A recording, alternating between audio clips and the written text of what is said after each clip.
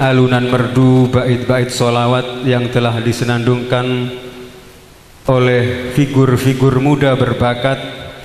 Semoga tetesan barokah dan harapan kita untuk perolehan syafaat dari baginda akan diijabah oleh Allah Subhanahu wa ta'ala. Selanjutnya acara yang ketiga, yaitu ada permintaan pembacaan arwah dari ketua pelaksana ila hadratin Nabil Mustafa Muhammadin sallallahu alaihi wasallam wa khususan almarhum Kiai Haji Mas Syekh wa marhum Kiai Haji Mas Abdul Rahim wa khususan almarhum Kiai Haji Mas Nakti wa khususan almarhum Mbah Masyhur wa marhum Muhammad Badri wa marhumah Mbah Samui wa marhumah Ibu Sa'diyah wa marhumah Ibu Marfu'ah. Al-Fatihah. Wa marhum Bapak Syafi'i wa marhum Bapak Haji Qadir wa marhum Bapak Darsono wa marhumah Ibu Sofia wa marhumah Ibu Maisyara wa marhum Mbah Salim wa marhum Mbah Elok wa marhum Mbah Abdul Rahim wa marhum Mbah Nikmah wa marhum Mas Abdullah Abbas wa marhum Mas Alwi. Al-Fatihah.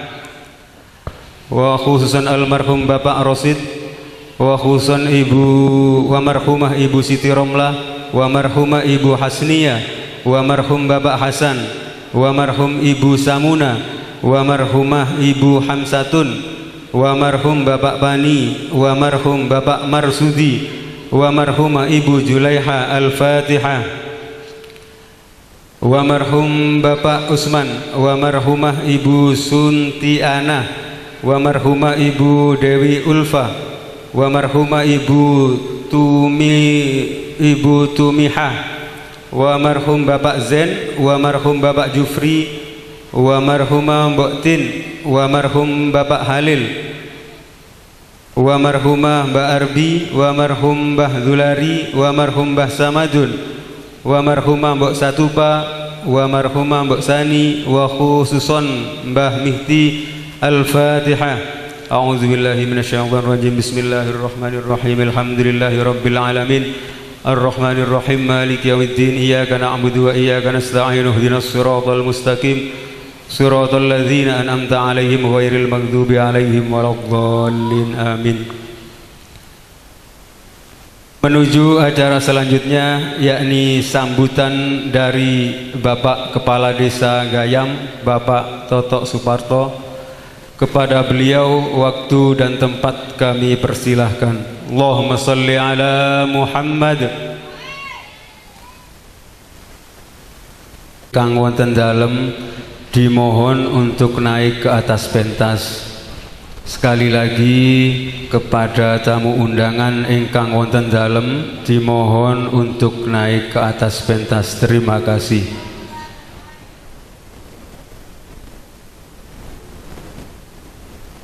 Waktu dan tempat kami haturkan. Allahumma salli ala Muhammad.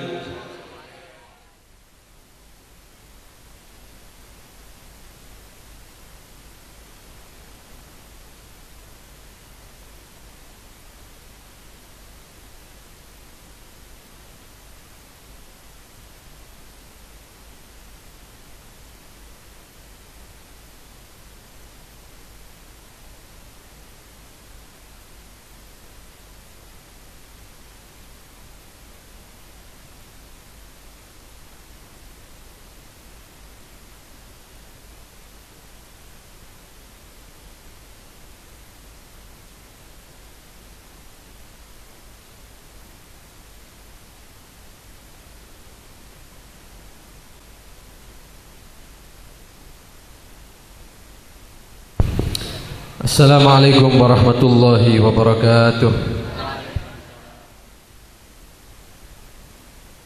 Bismillah walhamdulillah. Wassalatu wassalamu ala Rasulillah Sayyidina wa Maulana Muhammad ibn Abdullah wa ala alihi wa sahbihi wa man wala wa la hawla wa la quwata illa billah. Amma ba'd. Yang saya hormati para habaib,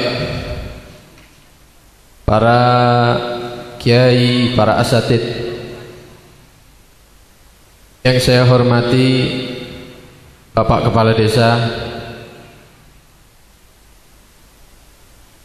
juga Ketua Panitia dan Panitia Penyelenggara acara pada malam hari ini, hadirin hadirat yang dirahmati oleh Allah Subhanahu wa taala. Alhamdulillah, Allah Subhanahu wa taala mengumpulkan kita pada malam yang mulia, malam 1 Muharram. Mudah-mudahan Allah Subhanahu wa taala menurunkan rahmat kepada kita semua. Mudah-mudahan Allah Subhanahu wa taala memberikan maghfirah, ampunan kepada kita semua. Dan mudah-mudahan semua amal perbuatan kita yang baik diterima oleh Allah Subhanahu wa taala, dosa-dosa kita dimaafkan oleh Allah Subhanahu wa taala. Amin ya rabbal alamin. Hadirin hadirat rahimakumullah. Malam hari ini pertama memperingati tahun baru Islam 1442 Hijriah, sekaligus memperingati hari kemerdekaan Republik Indonesia yang ke-75. Dan ini termasuk nikmat dari Allah Subhanahu wa taala, di mana negeri kita ini dibebaskan oleh Allah Subhanahu wa taala dari penjajahan.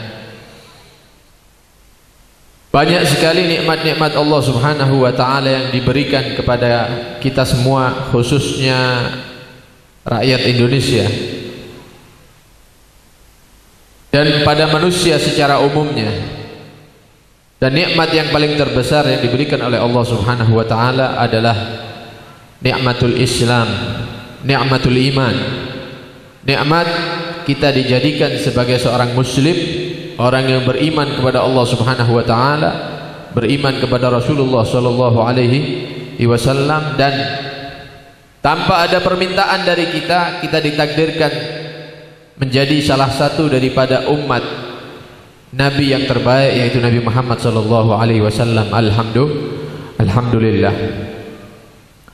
Ini adalah nikmat-nikmat yang besar yang diberikan oleh Allah Subhanahu wa taala tanpa ada permintaan dari kita. Tentunya nikmat ini perlu untuk disyukuri. Juga nikmat yang diberikan oleh Allah Subhanahu wa taala kepada kita sebagai rakyat Indonesia ini secara khusus, yaitu nikmat kemerdekaan. Bagaimana selama 300 tahun lebih kita dijajah oleh para penjajah dari Belanda, dari Jepang. Kemudian Allah Subhanahu wa taala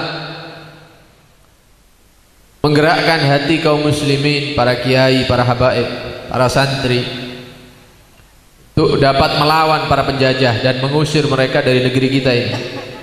Sehingga kita yang ada pada zaman sekarang itu hanya merasakan apa yang telah diusahakan oleh para pejuang sebelum kita. Karena itu nikmat yang luar biasa. Pada hari ini kita dapat memperingati hari kemerdekaan Indonesia yang ke-75. Akan tetapi inti dari semua itu adalah bagaimana cara kita mensyukuri nikmat yang diberikan oleh Allah Subhanahu wa taala. Inti daripada syukur itu adalah pertama, kita meyakini bahwa nikmat yang kita terima pada saat ini dan pada saat sebelumnya, zaman-zaman sebelumnya, itu adalah diberikan oleh Allah Subhanahu wa taala. Tanpa ada usaha dari kita, Allah memberikan nikmat tersebut. Sehingga wajib bagi kita untuk mensyukuri nikmat ini. Dikasih nikmat Islam, wajib disyukuri. Dikasih iman sama Allah, wajib disyukuri. Dijadikan umatnya Nabi, wajib disyukuri. diberi kemerdekaan oleh Allah Subhanahu wa taala juga wajib disyukuri. Sehingga para ulama menyatakan syukur itu terbagi menjadi 3. Yang pertama asyukur bil qalb, kemudian yang kedua asyukru bil lisan, dan yang ketiga yaitu asyukru bil arkan atau bil jawarih.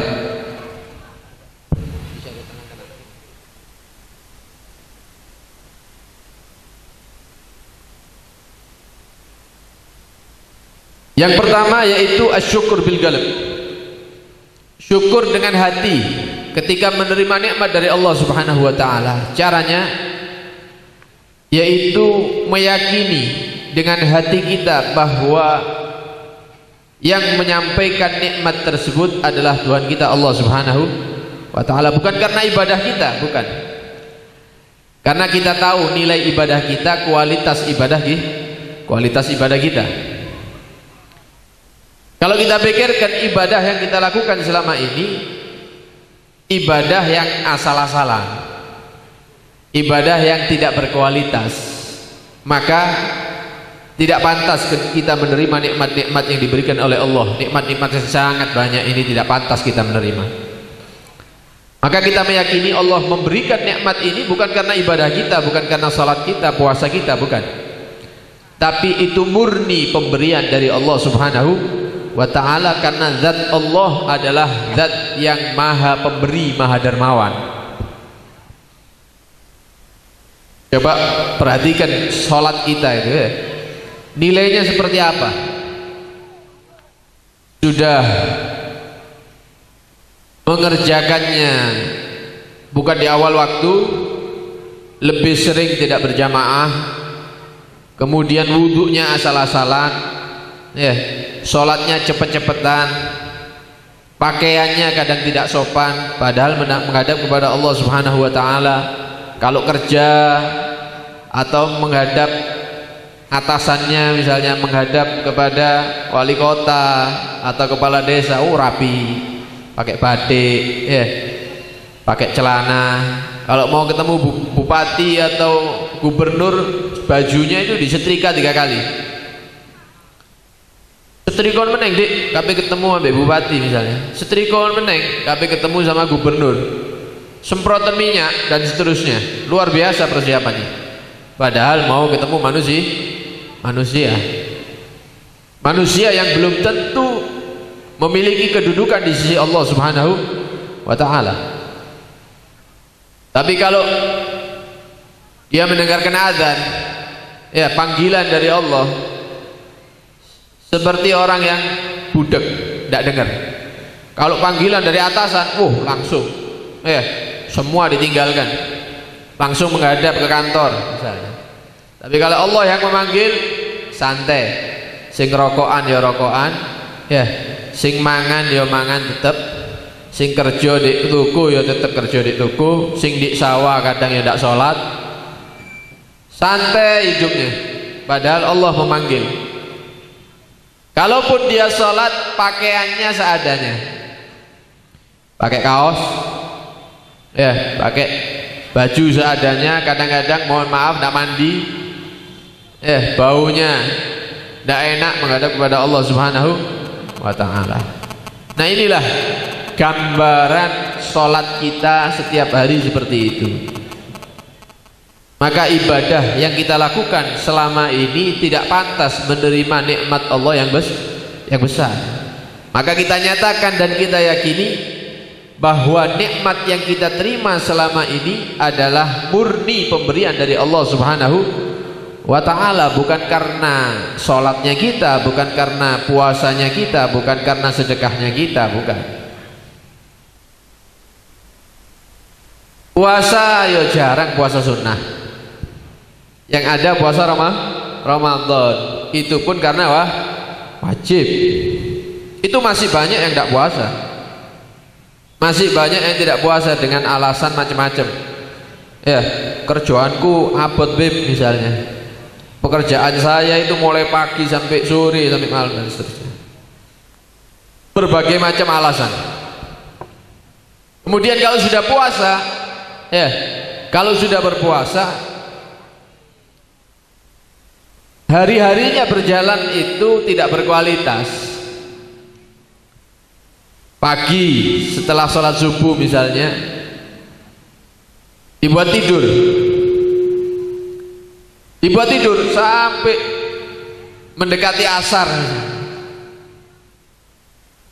Kemudian sholat zuhur, nunggu adzan asar, setelah asar dia sholat, kemudian tidur lagi sampai mendekati maghrib, baru dia bangun berbuka puasa. Lek carane poso model ngene yo kabeh kuat ya. Poso setahun kuat, puasa 1 tahun kuat kalau model seperti ini. Sholat turu tangi jam 2:15, setengah 3, sholat zuhur, duduk sebentar delok TV, adzan asar, sholat turu maneh sampai maghrib. Aja saulan, setahun kuat lek model gini. Aja poso model kadang sampai meninggalkan sholat, sampai tidak sholat zuhur, kadang kelewat gara-gara tidur. Ini adalah nilai ibadah kita. Sedekah, kalau sedekah ini tidak mungkin luput, ya, tidak mungkin luput. Maksudnya gimana? Tidak mungkin luput uang 100.000 yang keluar, tidak mungkin. Uang 50.000 keluar, tidak mungkin. Ya, yang pasti keluar itu berapa? 500 rupiah, 2.000 rupiah, paling mentok 5.000 itu kayak orang sudah sedekah 2 juta. Kalau ada rapat majelis yang dibahas uang, tidak hadir, loro untu jadi ini. Kemana kemarin? Sakit gigi saya tidak bisa. Ya, karena ada bahas masalah uang patungan untuk majelis, patungan untuk acara maulid misalnya. Ini nilai ibadah kita. Karena itu segala nikmat yang diberikan oleh Allah bukan karena ibadah kita, itu murni pemberian dari Allah Subhanahu. Ini kalau kita membahas tentang ibadah, belum membahas tentang maksiat. Kalau kita bahas tentang maksiat yang kita lakukan sehari-hari, bukan nikmat yang seharusnya kita terima, tapi murka Allah, musibah, azab dari Allah Subhanahu wa ta'ala. Akan tetapi Allah tetap memberikan kenikmatan kepada kita semua. Karena itu kita wajib memuji kepada Allah Subhanahu wa ta'ala. Alhamdulillah. Yang pertama, mensyukuri nikmat dengan cara meyakini bahwa nikmat yang kita terima itu dari Allah, dan itu bukan balasan amalan kita, tapi itu murni pemberian Allah kepada hamba. Satu, itu cara bersyukur dengan hati. Yang kedua, bersyukur dengan lisan. Syukur dengan lisan yaitu banyak memuji kepada Allah Subhanahu wa ta'ala. Setiap mendapat nikmat dia mengucapkan alhamdulillah. Sehingga Nabi SAW menyatakan, "Lau u'tiyal 'abd ad-dunya bisa matiha." Kalau seandainya ada seorang hamba dikasih dunia dan seisinya, kemudian dia menyatakan alhamdulillah ala kulli hal, dia menyatakan alhamdulillah atas segala keadaan, memuji kepada Allah Subhanahu wa ta'ala, maka nilai pujiannya ini lebih baik di sisi Allah ketimbang pemberian tersebut dunia dan seisinya. Tidak sebanding. Ucapan dia alhamdulillah tidak sebanding dengan dunia dan seisinya. Karena itu setiap menerima nikmat dari Allah, kita perbanyak pujian kepada Allah Subhanahu wa ta'ala. Kita ucapkan alhamdulillah, ya, perbanyak daripada kalimat alhamdulillah. Dan nanti kalimat alhamdulillah ini akan memenuhi timbangan amal kita. Walhamdulillah tamla'ul mizan. Kalimat alhamdulillah itu akan memenuhi timbangan amal kita nanti di hari kiamat.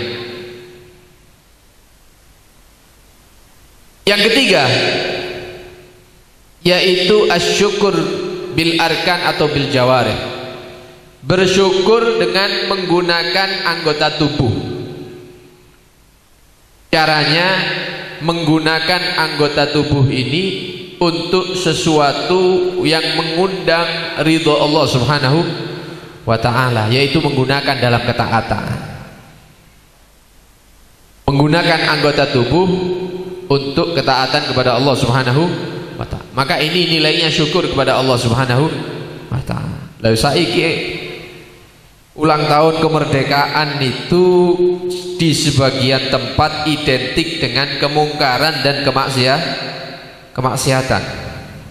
Tapi alhamdulillah di daerah ini hari kemerdekaan ya dimeriahkan dengan maulid Nabi, dengan ceramah agama, dengan zikir.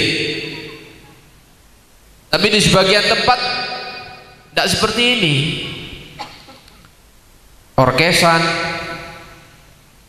undang penyanyi-penyanyi, kadang ngundang banji-banji. Kemerdekaan itu nikmat dari Allah yang wajib disyukuri. Lu kok dikasih nikmat yang luar biasa, balasannya kepada Allah adalah kemaksiatan, kemungkaran. Yang ditakutkan nikmat kemerdekaan ini dicabut sama Allah Subhanahu wa ta'ala, na'udzubillah min dzalik, atau Allah akan menurunkan musibah kepada negeri kita. Merayakan kemerdekaan kok dangdutan misalnya, merayakan kemerdekaan kok laki sama perempuan campur aduk misalnya, merayakan kemerdekaan kok mabuk-mabukan. Ini kufur nikmat namanya, mengkufuri nikmat Allah Subhanahu wa ta'ala. Kebiasaan-kebiasaan yang seperti ini harus kita rubah, karena kita takut Allah Subhanahu wa ta'ala yang memberi nikmat akan menurunkan musibah azab kepada negeri kita ini. Na'udzubillah min dzalik. Karena itu kalau ada acara-acara seperti ini jangan sampai mengundang murka Allah Subhanahu wa ta'ala.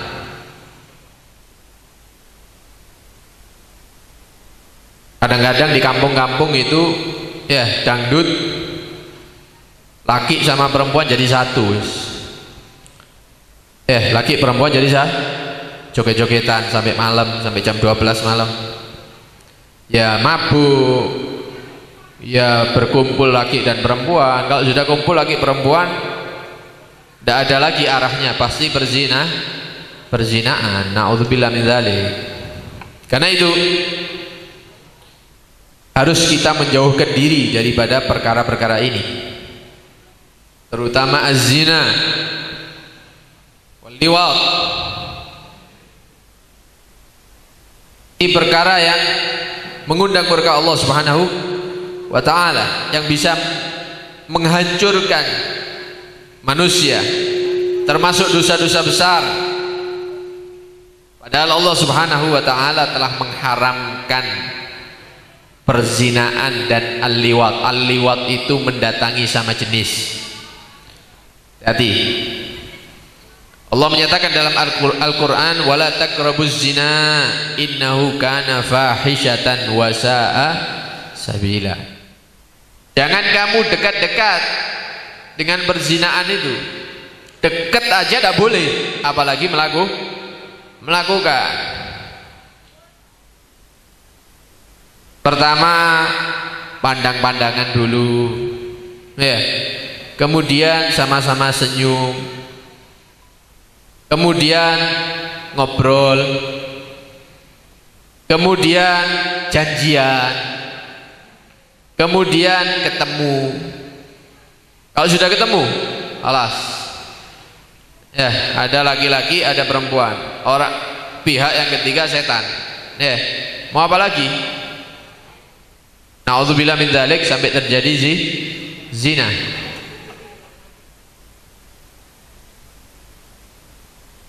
Di ayat yang lain Allah Subhanahu wa ta'ala berfirman, walladzina la yad'una ma'allahi ilahan akhar wa la yaqtuluna an-nafsa allati harramallahu illa bil haqq wa la yaznun wa man yaf'al dzalika yalqa athama.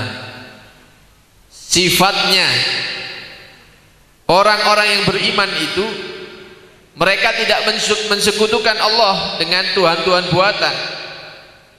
Sifatnya orang yang beriman itu dia tidak membunuh jiwa orang. Dan sifatnya orang yang beriman itu mereka tidak melakukan zina. Barang siapa yang melakukan ini, maka dia akan mendapatkan dosa yang sangat besar. Yudha'af lahul azab, akan dilipat gandakan baginya al-azab, siksa yaumal qiyamah, di hari kiamat. Wa yakhlud fihi muhana, dan dia akan kekal di dalam siksaan, dalam keadaan muhan, dihinakan oleh Allah Subhanahu wa ta'ala. Jangan sampai kita mendapatkan siksa yang pedih dari Allah nanti di hari kiamat. Jangan sampai kita dihinakan nanti oleh Allah Subhanahu wa ta'ala. Dan ini perkara yang bukan perkara remeh. Sehingga Nabi sallallahu alaihi wasallam bersabda, la yazni zani hina yazni wa huwa mu'min. Tidaklah berzina seseorang itu di waktu dia berzina wa huwa mu'min, dia memegang imannya, tidak. Artinya ketika dia melakukan perzinaan, iman itu ditarik dari hatinya. Dia bukan orang mukmin ketika itu. Ditakutkan ketika sudah ditarik oleh Allah Subhanahu wa ta'ala, iman ini tidak dikembalikan. Kalau sudah ditarik sama Allah, ditakutkan iman tidak kembali. Na'udzubillah min dzalik. Karena itu sudah bukan waktunya, ndak usum sudah buat acara kemerdekaan dengan cara kemungkaran, kumpul laki perempuan, sudah bukan masanya sekarang. Ya, sekarang masanya sholawatan, baca maulid, dengarkan ceramah. Minum-minuman keras wis ndak usum, itu wong biyen. Saiki ndak usum pisan. Ya, sekarang ngombe kopi yang dibagino di majelis itu sampai ngombe. Iku lebih berkah itu ya. Ngombe kopi entekno wis sak poci gede umbi entekno ndak apa-apa. Sing penting aja ngombe khamar, jangan minum minuman keras. Terus terang, pemuda-pemuda Islam ini sebagian ya dirusak dengan minuman keras, dengan narkoba, dengan sabu-sabu, dengan ganja dan semisalnya. Rasane begal-begal iku wani mudhul tangane wong, bacok wong iku moro wani ngono ta? Ndak, ngombe sik. Minum dulu.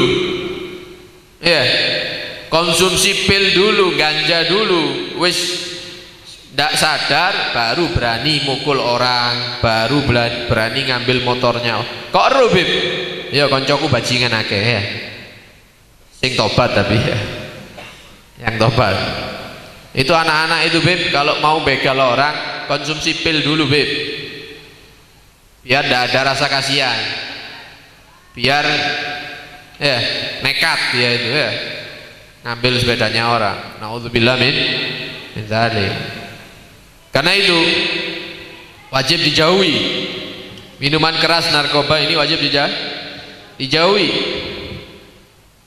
Sehingga Nabi Shallallahu Alaihi Wasallam menyatakan dalam satu hadis, la'anallahu al-khamra wa syaribaha. Allah melaknat minuman keras dan orang yang meminumnya. Wa saqiha wa mubta'aha wa ba'i'aha. Yang nuangkan itu dilaknat sama Allah. Yang beli walaupun dia tidak ikut minum dilaknat sama Allah. Yang menjual walaupun dia pakai kudung yang jualan, walaupun pakai sarung yang jualan, dilaknat sama Allah. Loh, saya cuma jual, Beb, tidak minum, tetap mendapatkan laknat. Wa asiriha wa mu'tasiriha. Orang yang buat khamr itu, pabriknya, yang punya pabrik, karyawannya semua dilaknat sama Allah. Wa hamilaha, yang dititipi khamr, ini minuman keras bawa ke pos itu ya, ono arek-arek itu kayak ngono ya. Ngekek notok iki ndak melok ngombe, tetap dilaknat sama Allah.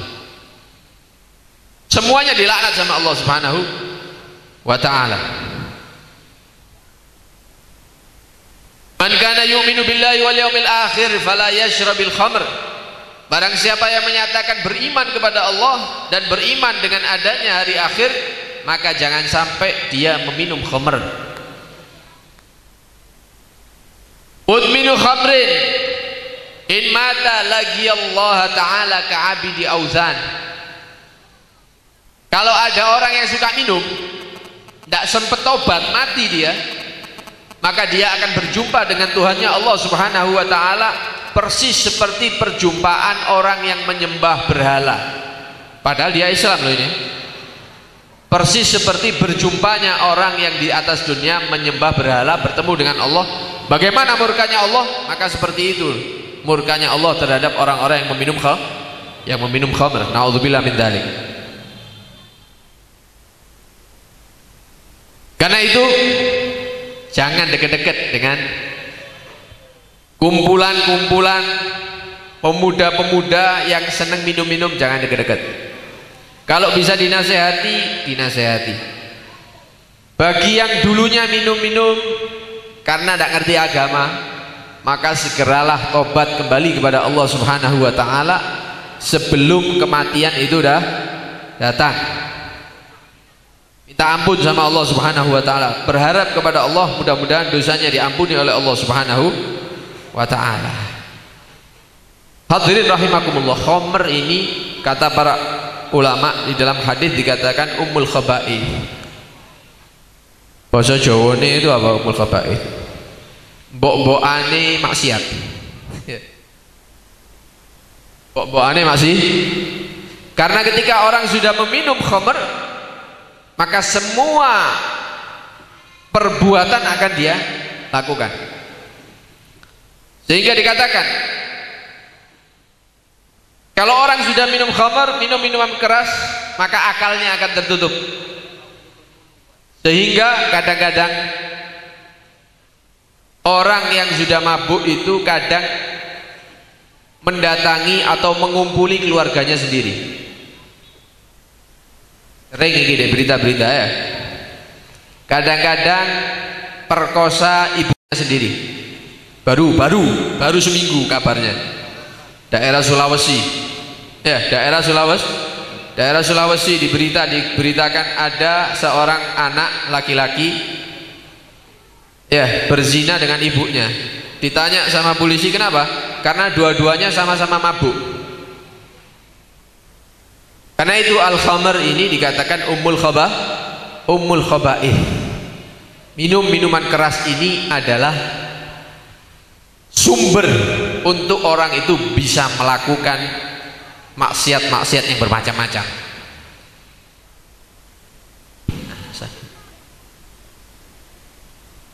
Orang kalau sudah mabuk, sudah tidak sadar, kadang dia memukul, melukai keluarganya sendiri. Bapaknya diantemi, pamane diantemi, anaknya dewe diantemi, bojone dikamplengi. Karena khamr ini adalah ummul khaba'ith, pangkal daripada keburukan-keburukan.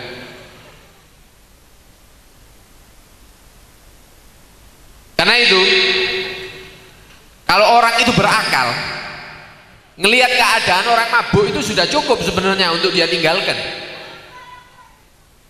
Wong mabuk, pernah lihat orang mabuk, delok, melaku dak iso. Ya. Kemudian ngiler-ngiler misal kadang-kadang. Kadang sampai kencing-kencing di jalan. Ngompol di jalan. Turu di jalan. Diangkat orang. Loh, ini bukan seperti manusia. Kalau kita mau pakai akal sehat, melihat keadaannya orang yang minum khamr, ini sudah cukup bagi kita untuk meninggalkan khamr. Loh, kok si akeh sing ngombe? Kok masih banyak yang minum? Gitu loh. Kemana akalnya? Karena itu bagi syaribul khamr, bagi orang-orang yang meminum khamr, berhenti. Niatkan mulai hari ini saya tidak mau minum khamr lagi. Takut sebelum tobat mati itu datang. Na'udzubillah min dzalik. Mudah-mudahan kita semua mendapatkan hidayah dari Allah Subhanahu wa Ta'ala. Yang bermaksiat berubah menjadi taat, Yang taat semakin sempurna ketaatannya terhadap Allah Subhanahu wa ta'ala. Yang belum istiqomah mudah-mudahan istiqomah. Yang sudah istiqomah mudah-mudahan istiqomahnya dijaga oleh Allah Subhanahu wa ta'ala. Sebagai penutup, ada pencerahan lagi ya? Kak dodo wis ya. Sing ngrungokno ya ngelu pisan. Kalau terlalu panjang. Sebagai penutup, saya hanya mengingatkan, karena kita ada di bulan Muharram, salah satu daripada 4 bulan yang dimuliakan oleh Allah Subhanahu wa ta'ala, maka mari kita hidupkan, kita manfaatkan bulan yang mulia ini dengan sebaik-baiknya. Bukan manfaatkan itu dolek duit akeh, bukan, tapi meningkatkan ibadah. Banyak hal-hal yang dianjurkan oleh para ulama. Ada yang dianjurkan ketika hari pertama Muharram, malam ini malam 1, besok juga tanggal 1. Hari pertama bulan Muharram banyak sekali anjuran dari para ulama. Pertama puasa. Ya, puasa. Bagi yang mampu puasa mulai akhir Dzulhijjah, pagi tadi. Kalau sudah yang ada puasa ya alhamdulillah. Pagi tadi puasa, akhir bulan Dzulhijjah. Kemudian tanggal 1 Muharram puasa 2, 3, 4, 5, 6, 7, 8, 9, 10. Berarti 11 hari puasanya. Bagi yang mampu. Bagi yang tidak mampu, maka dianjurkan untuk berpuasa di tanggal 9 Muharram dan 10 Muharram. Atau diistilahkan Yaum Tasu'a dan Asyura. Tasu'a itu 9 Muharram, ya. Asyura itu 10 Muharram. Dulu 10 Muharram ini adalah puasa yang wajib dilakukan oleh umat Islam dulu sebelum datangnya Ramadan. Jadi dulu para sahabat Nabi itu puasanya tanggal 10 Muharram sebelum ada Ramadan. Setelah datang bulan Ramadan, maka kewajiban puasa di bulan Asyura dihapus, berubah menjadi sunnah. Bahkan anak-anaknya para sahabat itu ketika tanggal 10 Muharram itu dikasih mainan-mainan supaya lupa makan. Tanggal 10 Muharram dulu ya, dikasih dolenan, dikasih mainan baru, dikasih ini motor-motoran mungkin ya, biar lupa. Nanti sampai maghrib, sudah mau maghrib kelaparan, sik misalnya, tunggu ya sebentar lagi makan. Karena dulu puasa Asyura itu adalah wajib. Setelah datang ya kewajiban puasa Ramadan, maka Asyura ini dihapus menjadi berubah menjadi sunnah. Kemudian tanggal 9 juga dianjurkan berpuasa, walaupun Nabi SAW tidak sempat berpuasa di tanggal 9 Muharram dalam masa hidupnya. Tapi Nabi SAW menyatakan, la in bagitu ilal gabil la asumanna tasi'. Kalau seandainya aku ini hidup sampai tahun depan, aku niat mau puasa tanggal 9 Muharram. Ternyata Muharramnya belum datang, Nabi sudah wafat duluan. Tapi sudah ada keinginan untuk berpuasa di tanggal 9. Oleh karena itu kita umatnya disunnahkan berpuasa di tanggal 9 Muharram atau puasa Tasu'a. Saya gitu nih Rebu ya.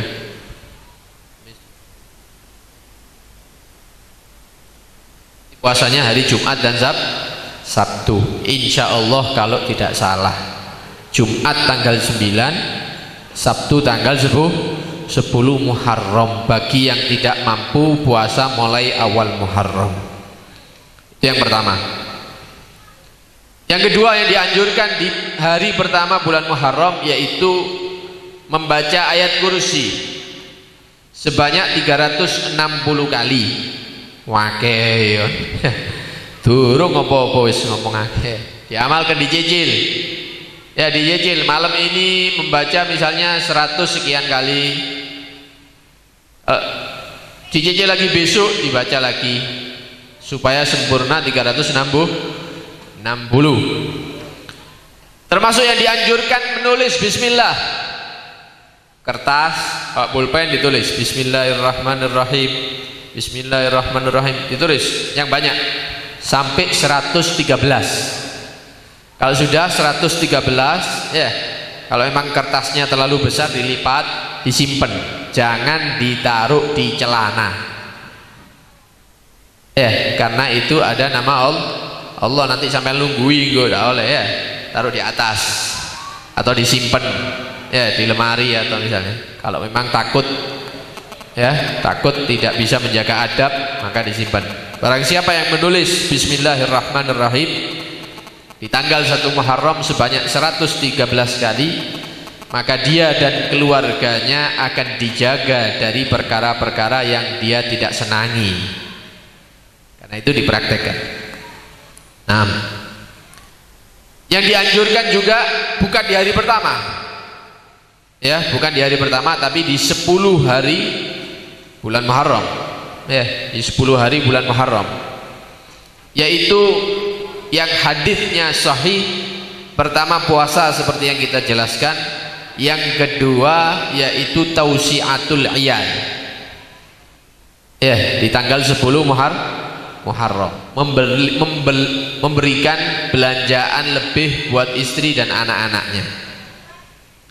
Bagi yang punya istri, yang tidak punya istri jangan ngasih istrinya orang ya, jangan cari masalah.